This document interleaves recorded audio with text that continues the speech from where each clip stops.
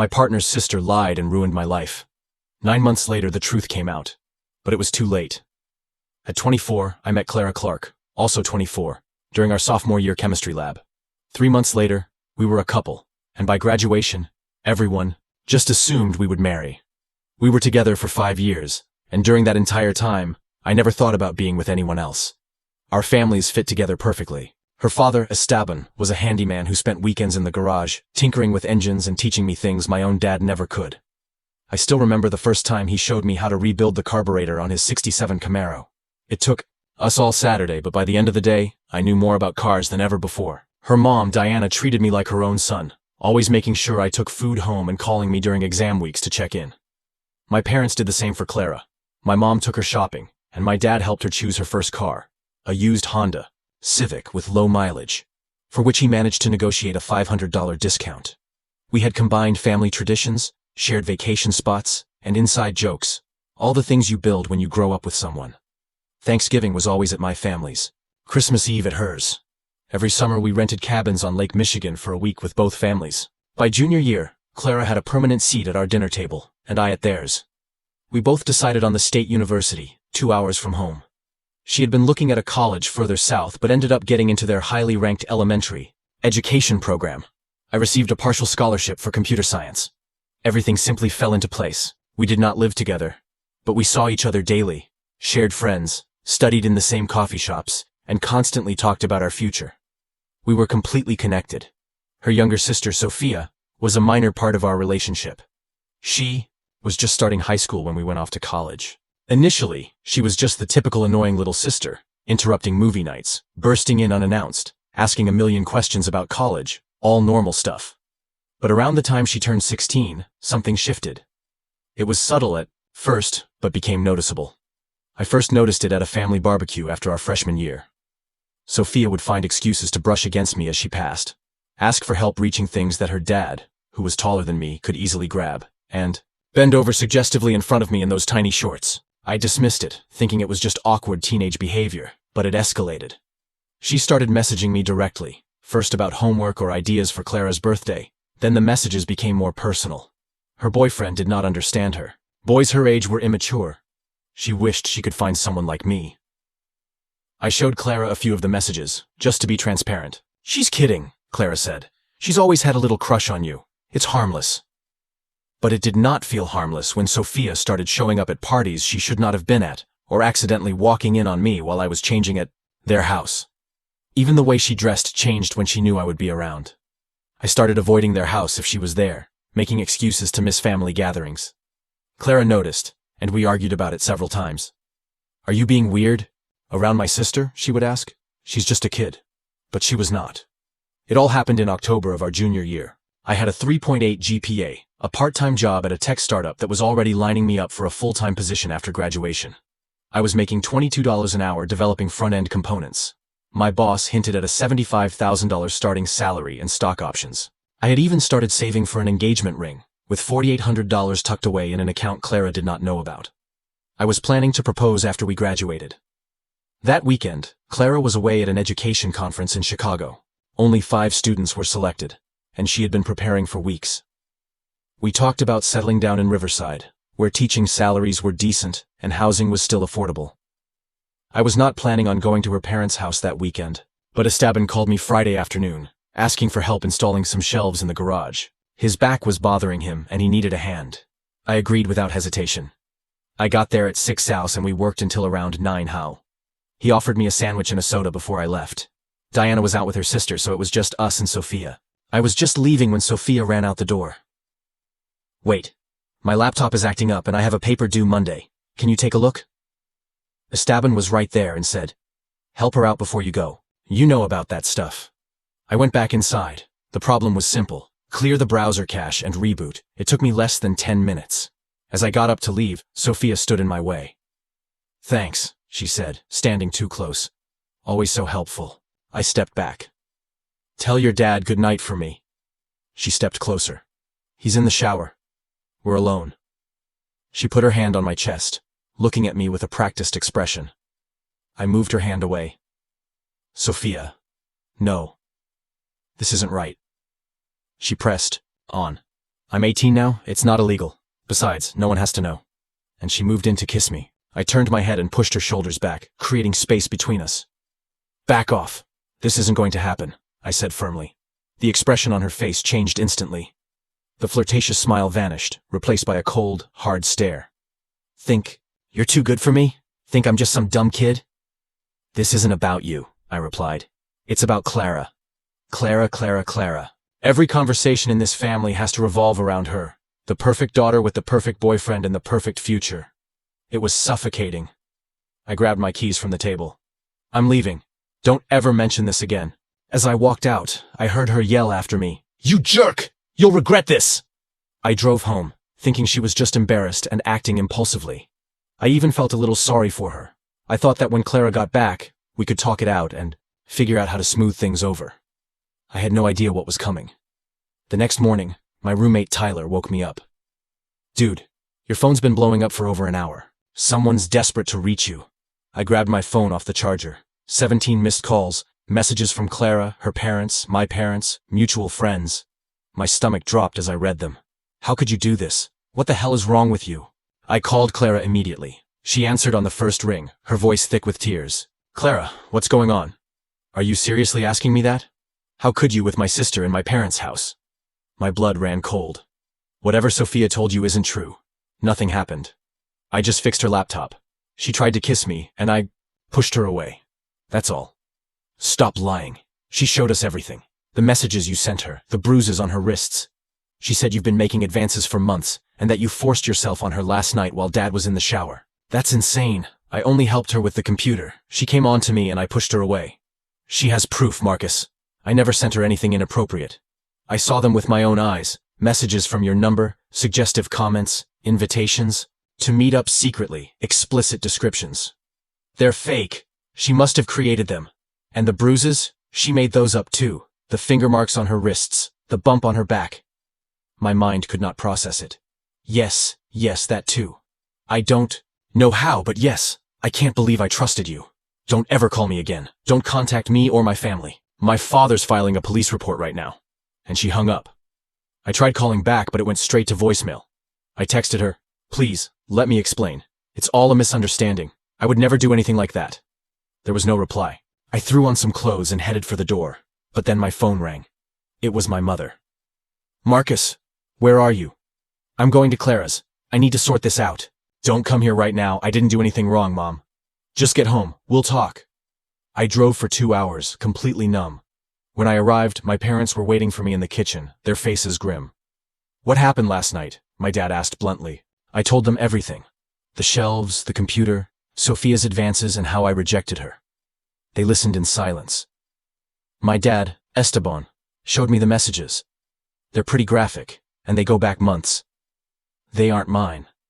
She must have used some app to fake them. And the bruises? I didn't touch her. She could have done it to herself. My parents exchanged a look I will never forget. A mix of concern, skepticism, and disappointment. The police want to talk to you, my dad finally said. I promised Esteban we would bring you in. The police interrogation lasted 6 hours. Detective Reynolds, a man in his late 50s with graying hair and little patience, showed me printouts of alleged messages from my number to Sophia's. They were suggestively inappropriate, with dates going back 5 months. They even included doctored photos that seemed to implicate us. I repeated over and over. I didn't send those messages. I didn't take those photos. They're not mine. But no one believed me. Why would she lie? Reynolds asked. How do you explain them coming from your number? Why were you there knowing she would be there? I tried to explain that her father had asked me for help and that I had been avoiding Sophia because of her inappropriate behavior for some time. They just took notes and exchanged glances. In the end, I was formally charged with assault of a minor. Although Sophia had recently turned 18, some of the fabricated messages were dated before her birthday. They added charges of electronic harassment and verbal harassment. My parents paid the $50,000 bail. The conditions were clear. No contact with Sophia or anyone in the Clark family. Surrender my passport, wear an ankle monitor, and adhere to a strict curfew. I went back to my parents' house, but that was just the beginning. State University suspended me immediately, pending the outcome of the investigation. I was scheduled for a disciplinary hearing on October 27th, though the outcome seemed predetermined. Dr. Chambers, the chair of the committee, had publicly stated his zero-tolerance policy. I was expelled the following week. I lost all my scholarships. That same day, the tech startup I had been working for fired me. I did not even get a phone call. HR sent an email with immediate termination. My keycard was deactivated. The company laptop remotely locked, and I was instructed to return it via mail in a prepaid envelope. My bank froze my accounts due to the investigation, making the $4,800 I had saved for Clara's engagement ring inaccessible. Friends disappeared. People I had known since elementary school stopped responding. Social media was a battleground, half threats, half people unfriending me. Clara blocked me everywhere, changed her number. Her friends, who were also my friends, posted messages about supporting survivors and removing toxic people from their lives. They deleted all the pictures I was in, as if I had never existed. The only person in my family who believed me from the start was my sister, Grace. Sophia always had a weird obsession with you, she told me. She was always asking me questions about you, asking to see your yearbook pictures. It was creepy. My parents tried to be supportive, but I could see the distrust in their eyes. They got me a lawyer, David, or Dave, as he preferred. They paid my bail and let me move back in with them, but it all came with conditions. I could not go out past 8 p.m. I was not allowed to have visitors, and I had to share my location with them at all times. My dad started every conversation with, "If there's anything you're not telling us," and my mom cried frequently. They never outright accused me, but it was clear they did not fully trust me either. The financial fallout was swift and devastating. I lost the semester's tuition, $14,300, which was not refunded to expelled students. I also lost a housing deposit of $1,800, and hiring the lawyer wiped out my savings in a matter of days. David's retainer was $10,000, and he estimated the whole process could reach $50,000 if it went to trial. Getting a job under these circumstances was impossible. No one wants to hire someone facing abuse charges. I tried doing odd jobs, but the ankle monitor made everything difficult. My parents ended up covering the legal expenses, but they constantly reminded me how much this money was costing them. This was supposed to help Grace with college next year, they would say.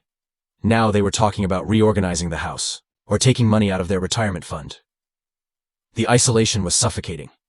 People I had known my whole life, neighbors, teachers, extended family, friends, started treating me differently. Some just avoided me. Others looked at me like I was a threat. In the worst cases, I would get hateful notes left on our doorstep, or people yelling insults as they drove by. Only 2 people remained firmly on my side. Tyler, my former roommate, and unexpectedly, Megan, Clara's cousin. She called me about 2 weeks after everything blew up. "I don't believe a word of this," she said bluntly. "Sophia has always been jealous of Clara, and she's always liked you. She makes things up all the time."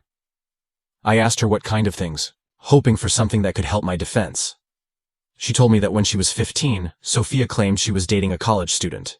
It was all made up. She even showed messages that she had clearly written herself. Another time, the year before, she accused her math teacher of harassing her just because he gave her a bad grade. She wanted to get revenge. Having someone from Clara's family on my side gave me a sliver of hope, though it did not change my immediate reality. The prosecutor was seeking the maximum penalty. David was already talking about plea deals. "I understand you don't want to even consider it," he told me in one of our meetings, "but you need to know what we're up against. If you go to trial, and they find you guilty on all charges, you could be looking at 5 to 7 years. The plea deal brings it down to 3 with the possibility of parole after 18 months. "I'm not pleading guilty to something I didn't do," I replied. "Keep fighting." The next few months were a nightmare. The preliminary hearings in November and December did not go in our favor. Judge Patterson, a man in his 60s, seemed inclined to believe Sophia. David tried to get the text messages excluded as evidence, arguing that they could have been manipulated, but without concrete proof, the judge admitted them. At the January hearing, Sophia's testimony was devastating. She cried at all the right moments, appearing vulnerable and afraid.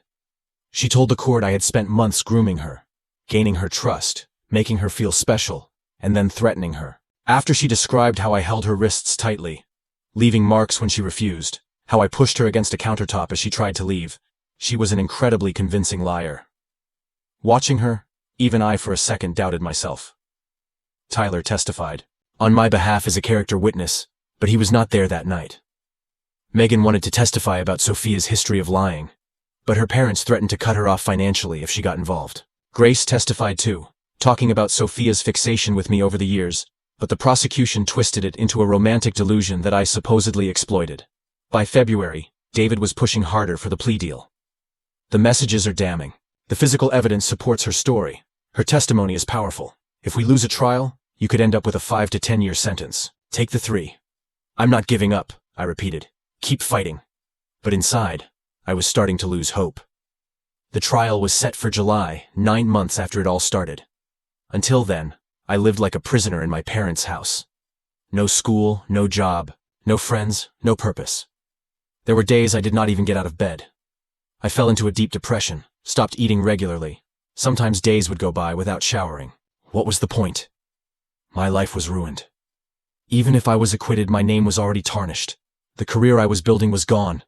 And worst of all was knowing that Clara actually believed I was capable of doing something like that after 5 years. Together. She did not even give me a chance to defend myself. In March, 5 months into this ordeal, I hit rock bottom. I planned to end it all. I was sitting on my bed, staring at a bottle of pills when Tyler showed up unannounced.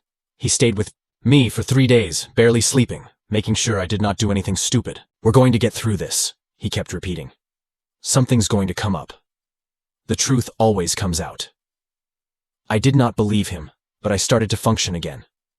I started showering, eating, going over the case files with David, looking for anything helpful. And then, in April, something unexpected happened. David had hired a digital forensic expert named Kevin to review the text messages. His rate was steep, $30 to $75 an hour, but worth every penny. After weeks of analysis, Kevin detected inconsistencies in the metadata, timestamps that did not match, differences in the formatting, indications of manipulation. It's not definitive proof, David cautioned, but it can raise reasonable doubt about the authenticity of the messages. We filed a motion to have the evidence reconsidered, and the judge, albeit reluctantly, agreed. The prosecution argued that the inconsistencies were normal technical glitches, the result of system updates or server synchronization. They even brought in a county IT expert who backed up their theory. But still, it was a crack in their case, small but significant. Around the same time, a young woman named Olivia contacted Tyler. She had gone to high school with Sophia, and they had been friends for a while. When we met at a coffee shop near campus, she told me, Sophia did something similar to my brother. They worked at the same grocery store. She developed a crush on him, and when he didn't reciprocate, she started saying he touched her in the break room. He got fired. Luckily, there was security footage that proved his innocence. I asked her if they had filed a formal complaint, and she said no. They just let the rumor die down. But the pattern was identical. She's always had this obsession with me. When I rejected her, she decided to get revenge. Olivia agreed to testify about Sophia's history of making false accusations. It was not a smoking gun, but it was a start. In May, 2 months before the trial, Megan called with news. Sophia is changing her story, she said. I overheard her talking to my aunt. Some of the details don't match up now. The timeline, what supposedly happened. She seems worried about contradicting herself. Dave filed a new discovery request, asking for any additional statements from Sophia. The prosecution objected, but the judge ordered them to hand over the updated testimony. And sure enough, her account had changed. Now she claimed I had been manipulating her for over a year, not just a few months. She said the alleged assault happened first in the kitchen, then continued in the living room. She claimed I threatened her multiple times that night, which was why she did not say anything until the next day. This could work in our favor, Dave told me. Inconsistencies damage credibility, though we still don't have definitive proof. She's lying. The trial date loomed, and my life remained on hold. The summer stretched on endlessly. The ankle bracelet became unbearable in the heat, and my parents' house no longer felt like home but a cell. The trial was set for July 17th, and as it approached, my anxiety intensified. Dave, on the other hand, seemed more confident than he had in months. The message evidence isn't as solid anymore. Her story has holes. We have character witnesses and a pattern of behavior. It's not a slam dunk, but we have something to fight with. A week before the trial, someone unexpected showed up at the door. Clara's father, Esteban. My dad answered, and recognizing him, almost slammed the door in his face. But Esteban asked for just 5 minutes. They took him to the backyard where I was. He looked haggard. He did not sit down. In a gruff voice, he looked me straight in the eye and said, I need to know something, man. Did you touch my daughter? I looked him in the eye. No, sir. I never touched Sophia inappropriately. I never sent her those messages. I didn't do anything she accused me of. He was silent, studying my face. There are things that don't add up in her story. Moments that just couldn't have happened the way she says. My heart leaped. Like what? He shook his head. I can't talk about it, but I needed to hear it from you. He left without another word. I told Dave immediately. This could be big, he said. If even her father has doubts, maybe the jury will too. The next day the prosecutor called with a last-minute offer. 18 months with the possibility of parole after 9 in a minimum security prison. They're nervous, Dave commented. They know their case is shaky. I rejected the offer. After everything I had been through, I was not giving up. I was going to face it head-on, hoping to clear my name, or at least go down fighting. The night, before the trial, I could not sleep. I sat on the back porch until dawn, watching the stars fade, thinking about everything I should be doing. I should be finishing my senior year, planning a future with Clara, chasing my goals, not this, not fighting to stay out of prison for something I did not do. When the sun came up, I showered, put on the suit Dave had gotten me, and prepared for whatever was coming. The courtroom was packed. The local press had picked up the story. College student accused of assaulting girlfriend's sister. That kind of scandal sells when it is not happening to you. I saw Clara for the first time in 9 months. She was sitting next to her mother Diana, behind the prosecutor. She did not look at me once. She was thinner, her cheekbones more pronounced. She held a crumpled tissue in her hands that she kept twisting. Sophia was there too, dressed demurely, her hair pulled back, looking fragile and the perfect victim. It made my stomach churn. She did not look like someone carrying such a heavy lie. The trial began with opening statements. The prosecution painted me as a predator who used my relationship with Clara to get close to Sophia, manipulate her, and then assault her when rejected. Dave countered with the story of a jealous younger sister who fabricated evidence and accusations when her advances were rebuffed. The prosecution went first. The messages, photos of bruises on Sophia's body, medical reports that corroborated her story, her testimony delivered through tears. It clearly rehearsed, faltered a couple of times when addressing the inconsistencies, but she would recover by claiming the trauma had affected her memory. During cross-examination, Dave went straight for the jugular. In your first statement, you said the incident happened at 9:30 p.m., is that correct? Yes, around then. But in the May version, you stated it started at 9:45 and went past 10 wow. Which is it? I told you I was traumatized. I wasn't looking at the clock during the assault. You also said it happened only in the kitchen but later mentioned the living room. Why the discrepancy? I was blocking things out. In therapy, they told me I needed to face the whole truth. She had an answer for everything. Our turn came on the third day. Dave meticulously dismantled each piece of the prosecution's case. He presented a forensic report that highlighted the inconsistencies in the message's metadata. Olivia testified about the false accusations Sophia had made against her brother. Tyler and other witnesses spoke about my relationship with Clara and my behavior around women. Even Hassan, Olivia's brother, flew in from Arizona to testify. He described how Sophia had pursued him, how he rejected her, and how she falsely accused him, costing him his job. If it weren't for the security cameras in the break room, I don't know what would have happened to me, he said. On the fourth day, during a recess, Dave received a phone call. His expression changed. We need to get back in the courtroom right now, he said, gathering his papers. When the court reconvened, he asked the judge to introduce new evidence. What is it? The judge asked. Security camera footage from the Clark residence, Dave replied. The prosecutor objected. This footage was never disclosed. This is a blatant ambush attempt, Dave countered. We just received it. Mr. Clark installed a Nest camera in his garage months ago due to some break-ins in the neighborhood. That camera points towards the kitchen door. While reviewing the footage for other reasons, he noticed material relevant to this case. The judge overruled the objection and allowed it. Esteban was called to authenticate the video. He did not look at me or Sophia. Why are you just now presenting this footage? The judge asked. I didn't remember it. The footage goes to cloud storage, and I don't usually review it. But certain contradictory details in my youngest daughter's account made me take a look. They played the recording. It showed me leaving through the kitchen door at 9:37 p.m. Sophia followed, visibly upset but showing no signs of assault. No bruises on her wrists, no crying, no distress. The timestamp corresponded exactly with the time she claimed she had been attacked. The courtroom erupted. The judge called for order. Sophia burst into tears. The prosecutor requested a recess to confer with his witnesses, but the judge denied the request and instructed him to proceed with the cross-examination of Esteban.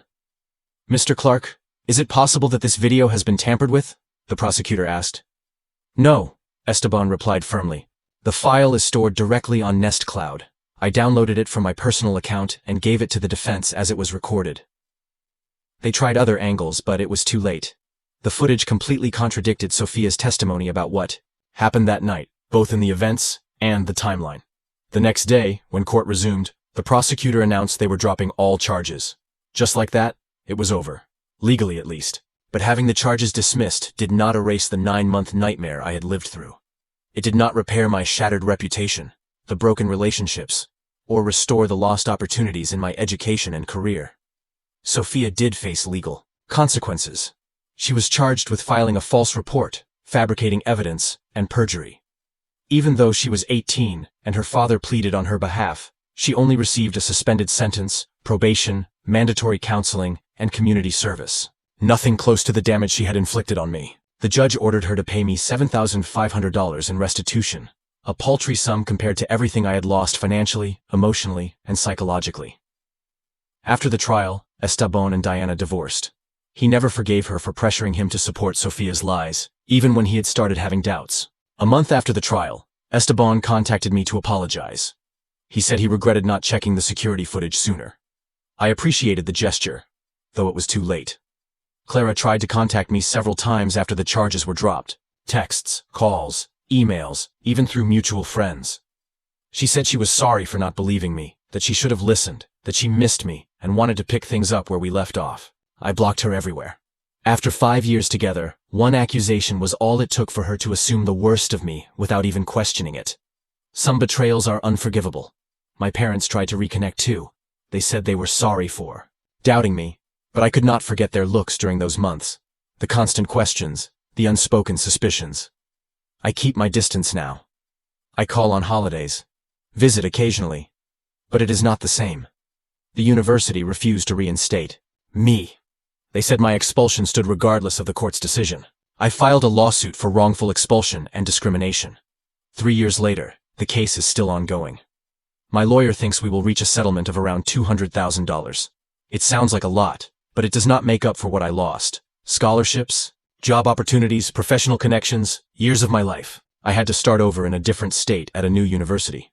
I had no scholarships, so I took out massive student loans. I worked night shifts at a warehouse to pay rent on a studio apartment that barely fit a bed and a desk, $14.50 an hour. No health insurance, hauling boxes from 11 p.m. to 7 a.m., then trying to stay awake in class. A year later, Tyler moved out to join me. He got a job at the same warehouse while finishing his degree online. Having someone who knew me from before, who stuck by me, meant more than I can say. Megan stayed in touch too. Her family ostracized her for supporting me, but she does not regret it. She had always suspected Sofia, though she never imagined the lengths she would go to.